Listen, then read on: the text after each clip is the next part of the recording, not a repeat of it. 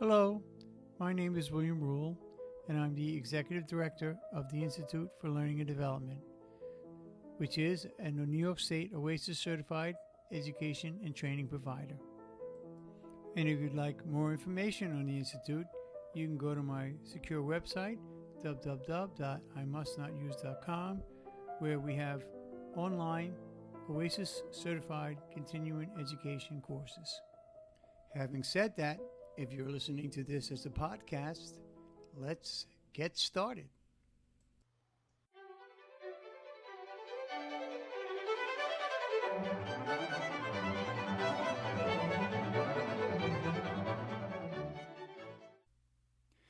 This podcast is on the topic Motivational Interviewing Assessment, Building Rapport While Gathering Information, which is an online course for 3 CEUs, which is on the website. When we did the training before a live group of clinicians for continuing education, one of the several of the students asked for a demonstration. So we got a volunteer from the attendees and changed the names to protect the innocents, and we gave a mock demonstration of how to identify through motivational interviewing assessment strategies what the patient wanted to work on and how to bring them into the treatment process to identify that specific issue. Now, again, it's before a live group, so be part of the group as if you're an attendee and actually watching the demonstration. Okay? And here we go. You're channeling him. Okay? So I'm him. You're him. Okay. You're channeling him. And be as angry and as ambivalent and denial. I'm not angry. Okay, well, play it up a little bit. Be as crazy as you want to be. Okay, so I'm gonna be him. you're gonna be him. Okay, so you've just been outside in your office, right? You filled out some paperwork, a lot of paperwork, stupid stuff with names about where your father went to college or something. All this ridiculous stuff that you fill out with paperwork. And you're gonna come in, and I'm gonna do the assessment, and you're gonna have the paperwork. Okay. And be him. So what's his name gonna be? Todd. Okay, so you're Todd, okay? When I sit down now, you're Todd. Matter of fact, stand up for a second. We won't put it on the camera. Okay, so when you sit down, you're going to be Todd, okay? Hi, how you doing? Hi. Hi, my name is William Rule. I'm a counselor here at the program. Todd? Yes. How do you do, Todd? So let me see. You filled out some paperwork there? Yes. That's great. Let's just put this over here for a second. I'm going to look at that in a second, okay? So, what brings you here to my office today? My fiance made me come. Okay, what she made you come because you're so good looking or what? Well, there was a one-time incident recently with her, and I think she's saying it's because I was drinking. I think that it has to do with other things. I've just been really stressed lately, so I don't know. So I agreed, to save our relationship, I would come and get evaluated. Okay, so you want to save your relationship with your fiance because there's a problem there, and you say it's because you're drinking, right? She says because I'm drinking. Okay. And then when she said the question that you said you were drinking that night, were you drinking? I was. So you were drinking.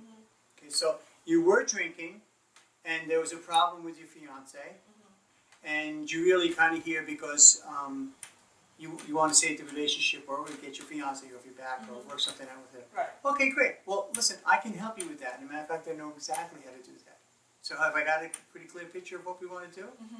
And I want to help you with that, okay? Okay. All right, so we got a deal? Okay. Great, okay. Okay, this is what I'm going. Just look at your paperwork now here, okay?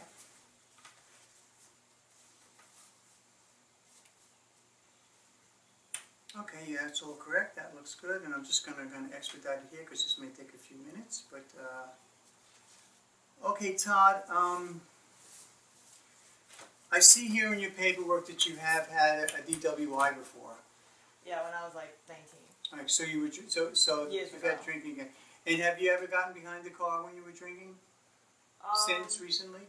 Maybe if I had like one or two. So you've But I rarely drink. okay, but you have driven when you were drinking, right?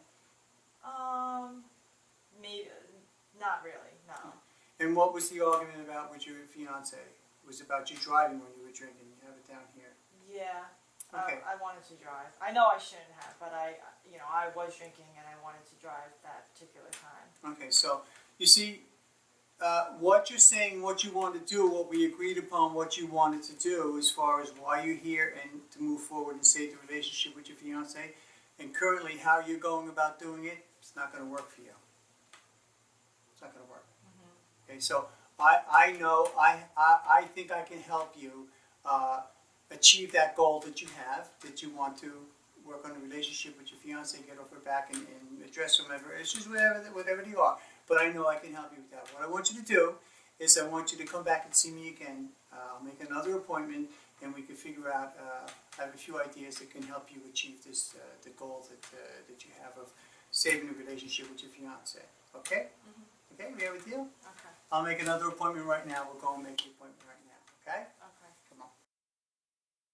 See? See how easy that was?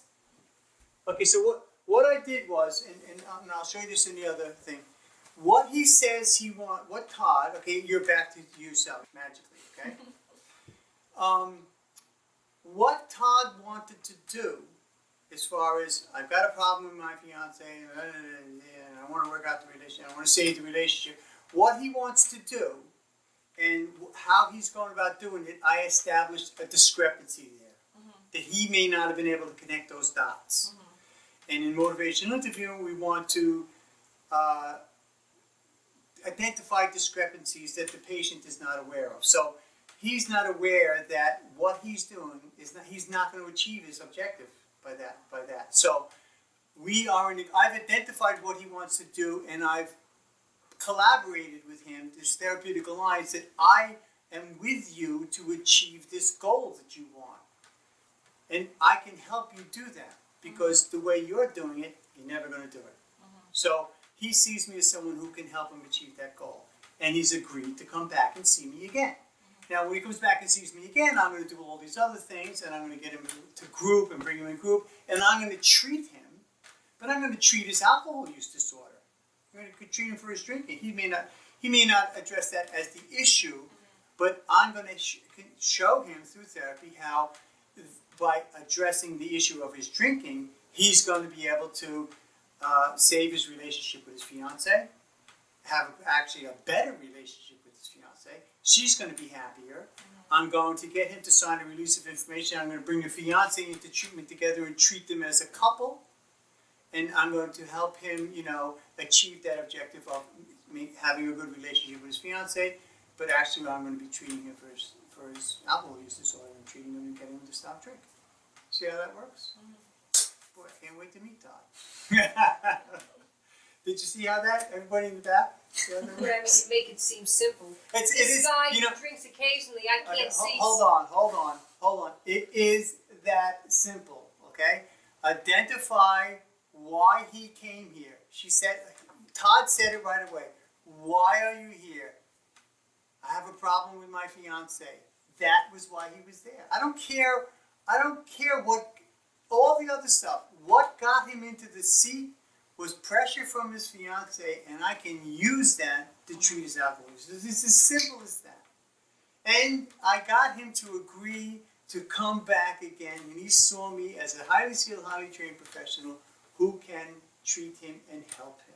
What if he still doesn't feel like, well, I'm not an alcoholic. I'm not, like, if he's I'm not saying that. I never said anything. Who mentioned the name alcohol? Or like if you bring him to groups and he's like, why am I here though? Like, this was a one-time thing, and like that's what he keeps. Okay, so let him say that in group, and we'll see. I'll say, and I would say, does anybody agree with Todd? Or gee, what does the group think? Or Todd, do you mind if we talk about that for a second? And somebody in the group would say, yeah, I'll be somebody from the group, right? The little jump. I'll say no. They won't jump on him and say, Todd, I thought the same thing too. That it was a one-time thing.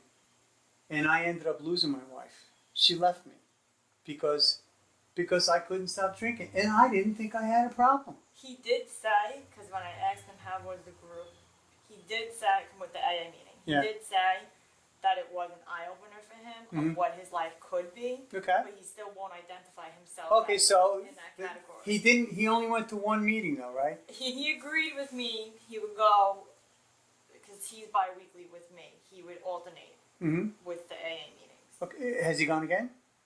So it would be this coming week. Okay, so he needs to go again. But that's the type of things that would happen in groups. See, in group therapy, I would be able to address that. If someone could say something like that, that's how bad it could get, you know. And I would say, I would encourage this other gentleman to tell us a little bit more about that. And I would watch Todd. He's listening. He's hearing it. He's there. He's in group. When I said before that the important thing with motivational interviewing assessment is to get Todd or get the client to come back. That's the main thing. I have so many incidents of just getting them to come back. Come back, and then we can work on all these things. As long as he's in treatment with you, you can help him. If he's going to AA, you can help him. But if he says, when we talk about confrontation, if he walks out and says, "Oh man, this is stupid, man. This is I don't have," and walk or charging out, or people say the most stupid things. I don't have a problem. My fiance, or he'd say, "I don't have a problem. My fiance's got the problem." If you had, this guy said it was his wife. If you were married to my wife, you'd be drinking too. They come up with stupid, insane things. Well, he is doing that too. He's doing a lot of deflecting to his fiance because he's going. There was like questions on like, "Are you an alcohol?" on the website for the AA meetings, and he's like, "I did this with her." And then I turned around and I said, "You do it. Why am I doing this? Like, you do it because you have a problem."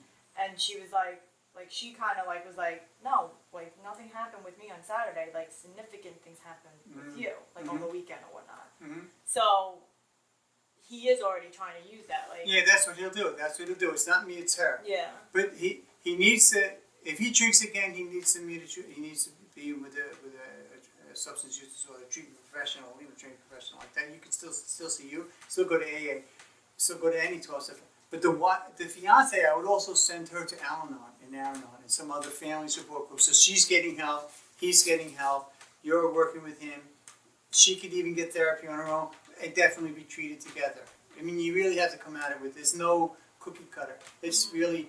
It's not this or that, therapy or 12-step, together, alone.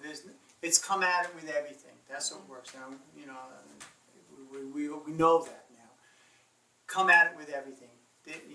Treatment, 12 steps, counseling, medication management, all the things. Psychiatric evaluation. Come at it with everything. Yeah, he's having a hard time too because he doesn't have insurance. No, he's got to go to the NewYorkStateOfHealth.com and sign up. The Affordable Care. Yeah, Affordable Care. So many of my clients have done that, and it hasn't been. It's been like a nightmare. Really? People. Are they still accepting people? Yeah, this is 960,000 in New York State just now. Wow.